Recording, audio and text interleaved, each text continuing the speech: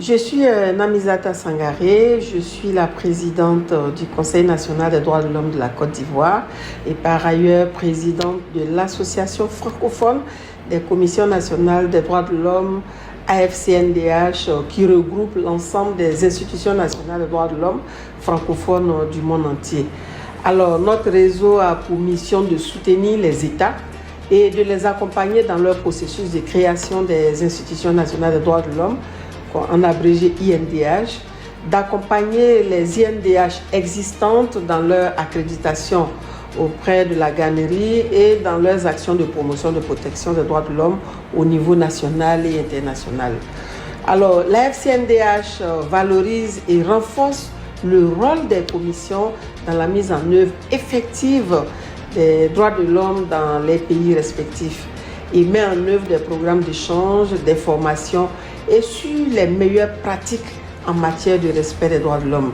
Il faut dire qu'aujourd'hui, la FCNDH compte 35 membres de 35 pays. Alors, la FCNDH, en matière de protection, promotion des droits de la femme, a mis en œuvre un programme sur le protocole de Maputo. C'est le protocole de Maputo qui n'est que le protocole à la Charte africaine des droits de l'homme et des peuples. C'est d'ailleurs le seul instrument africain qui a été fait par des experts africains à la lumière des problèmes des femmes en Afrique.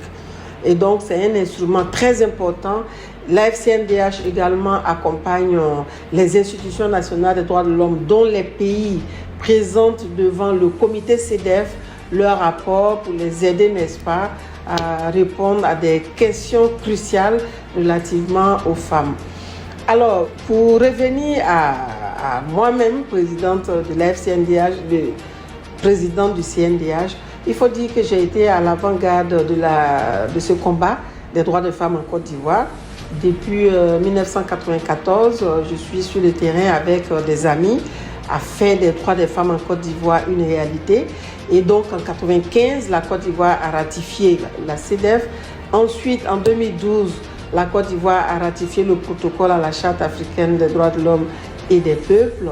Et la Côte d'Ivoire passe régulièrement devant le comité CEDEF à l'effet de présenter l'implémentation de cet instrument important. Et en tant que présidente d'institution nationale également, nous avons mis en place un mécanisme femmes. C'est-à-dire que chaque 2 mois, toutes les organisations de défense des droits des femmes se retrouvent ici au siège de l'institution à l'effet de dépeindre la situation des droits des femmes, de parler des avancées et faire des propositions aux États.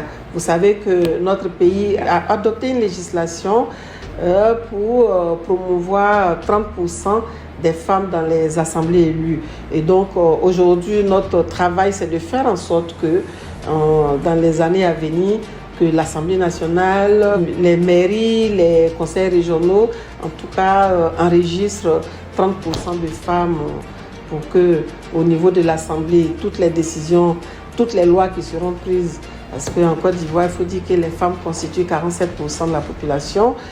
Il faut dire également qu'au CNDH, nous avons une direction des investigations et lieux privatifs de liberté dont nous visitons régulièrement les femmes détenues. Nous mettons en place des programmes. Nous avons un programme dénommé l'Université des droits de l'homme et au cours duquel nous avons 5 mois de formation à l'intention des femmes.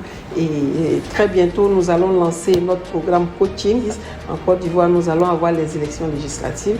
Et notre souhait le plus ardent, c'est d'avoir 30% de femmes à l'Assemblée nationale et au Sénat. Et pour ce faire, c'est maintenant qu'il faut y travailler et c'est ce travail que nous avons commencé. Pour avoir été une présidente d'organisation de la société civile et aujourd'hui présidente de l'association francophone des commissions nationales des droits de l'homme, l'appel que je voulais lancer aux États, c'est la ratification de tous les instruments en faveur des femmes. Vous savez qu'au niveau de l'ONU, il n'y en a pas 1000.